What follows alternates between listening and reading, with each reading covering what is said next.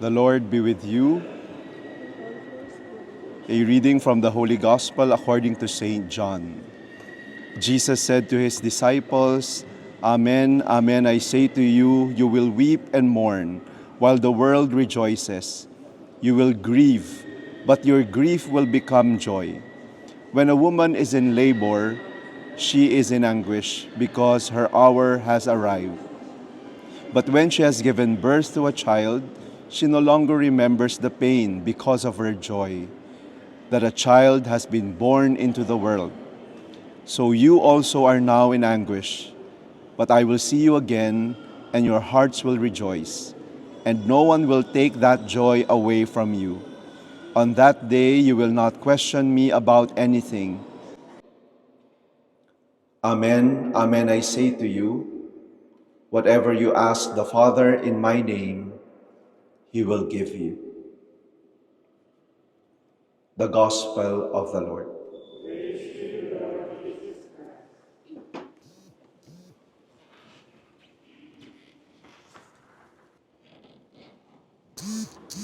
Whatever you ask the Father in my name, He will give you.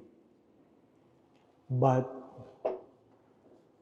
it is not the source of our joy. It will not be, if you understand.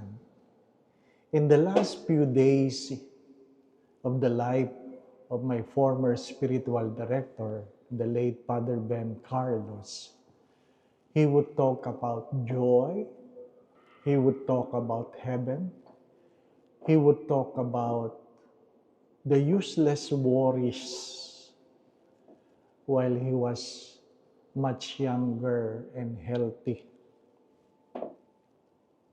And he told me to avoid those unnecessary worries. Do not waste your life, your energies on unnecessary worries. Think about this. You and your prayers being granted by God. Think of what of your wishes, of your hopes, of your plans, of your dreams. Imagine God granting your requests. Like what? Work, promotions, good salaries, what? Healing, name it. Try to imagine what are those things. Even though you will have it, later on, you will lose it. Regardless how good is your work, regardless how great is your salary, a time will come that you will lose it. A new car, eventually you will lose it. Some of you might be thinking about the odd even now numbers that can be used along EDSA. And for those who are capable of buying another car, why worry? But eventually, you will lose it. And it's true that when you are in the twilight of your life, you didn't think about how much money you have, your titles. He never shared about what he has contributed the church. He talked about joys. And the real joy that I cannot forget, he said, the real joy is not that you will go to heaven. Huwag niyong kukontrahin yung naghihingalo. Di ba? No? You never contradict a person who is already dying. But if they are dying, their words are precious. I guess that is the most important thing. He said, heaven is not the cause of joy. And I was waiting what? And he said that you will be able to see the face of God. The real source of joy is when you're able to see the face of God. That's why in the Beatitude, in the middle of the Beatitude is that you will see the face of God. Some saints would even pray and said, if I cannot find God in heaven and He is in hell, I would rather be in hell to see God.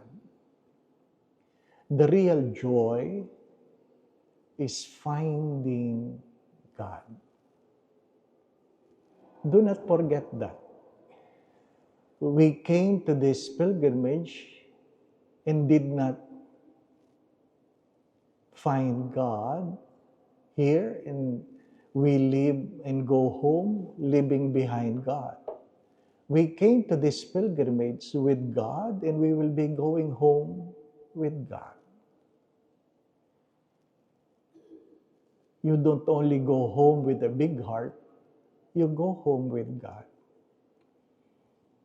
And you introduce God to your family, to your children, to the people you meet. I hope God has revealed Himself to you in a different way before you came. The first reading says, do not be afraid. Do not be afraid.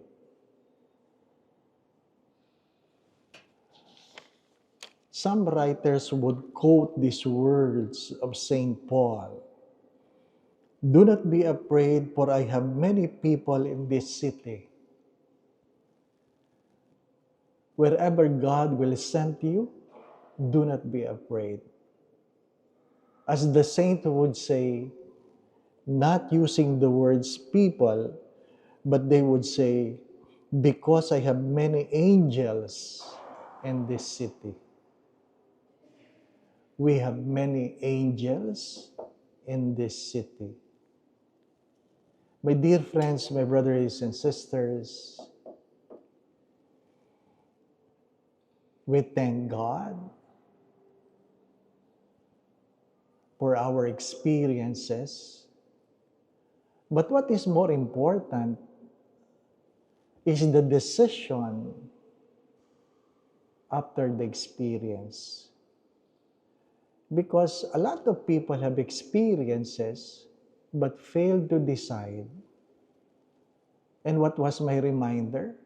That hopefully you choose God and you will be able to make a choice for God. That is more important. Not the answered prayers, because eventually they will be gone. Forgive me, but I was struck by the image at your back. Tingnan nyo yan.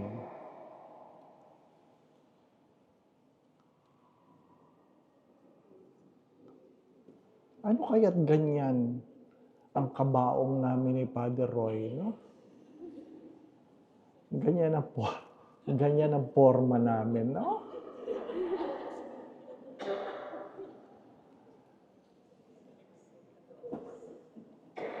Entertain the thought, because that image speaks so much of his stories. Perhaps the last thought I would like to invite you is, how do you want to be remembered? How do you want to be remembered? A hand full of blessings with an empty heart? How do you want to be remembered? As I always say, what matters most is not what our hands can hold, but what our hearts can keep. Eventually, everything will be gone. We came in this world with nothing. We will leave this world with nothing. Hopefully, we will be able to leave behind a good legacy. Paint the picture, my dear brothers and sisters. Paint the pictures of how you want to be remembered. As Stephen Covey have said, to do it, you must begin with the end in mind. Begin with the end in mind. Our true joy is that we are able to join the pilgrimage, or we will go to heaven, or we will all our prayers unanswered, but hopefully at the end we will be able to see the face of God. Amen.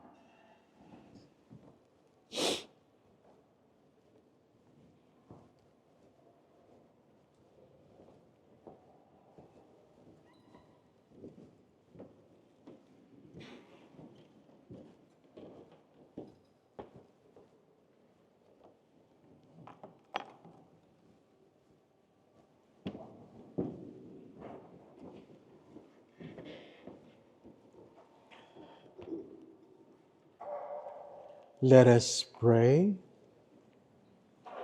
Keep safe, O Lord, we pray, those whom you have saved by your kindness, that redeemed by the passion of your Son, they may rejoice in his resurrection, who lives and reigns forever and ever. I would like to take the opportunity to thank Joy, Pani, May, and Raquel for helping us, being our coordinators. Ano po, maraming salamat. Ano po.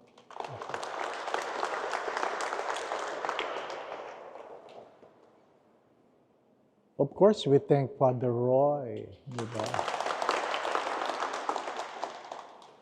I would like also to take the opportunity that we minister to one another. If you sit beside each other, those who are in the back to come forward. Ano po? Thank you again. Going back to what I've said, quietly, pagkatapos, the real joy is not the answered prayer, not heaven, but to see God face to face. Be grateful. Don't hurry. Ano po? I know you want to see the face of God, but don't hurry. Ano po? Well, hindi kami nagmamadali. Ano po? Kung nagmamadali ka, you can go ahead. Ano po?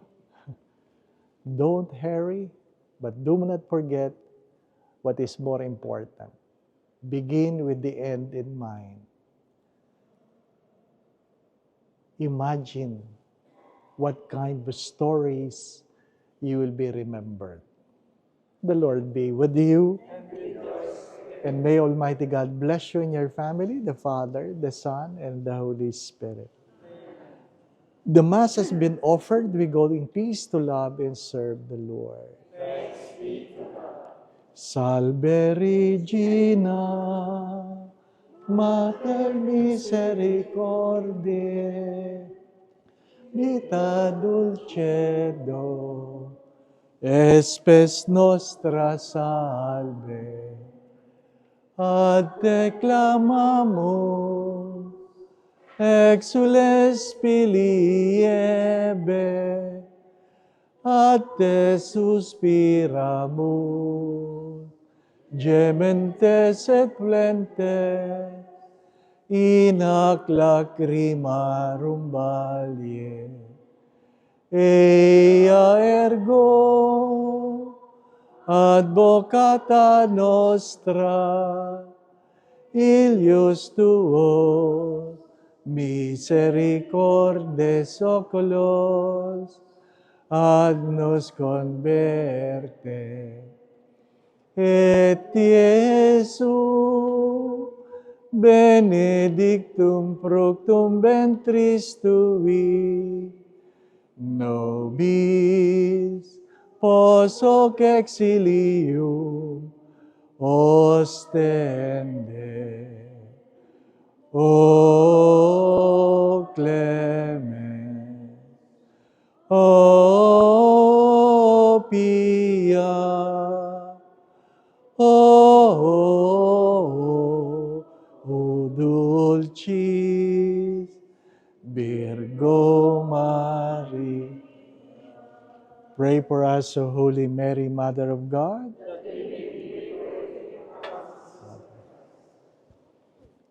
Then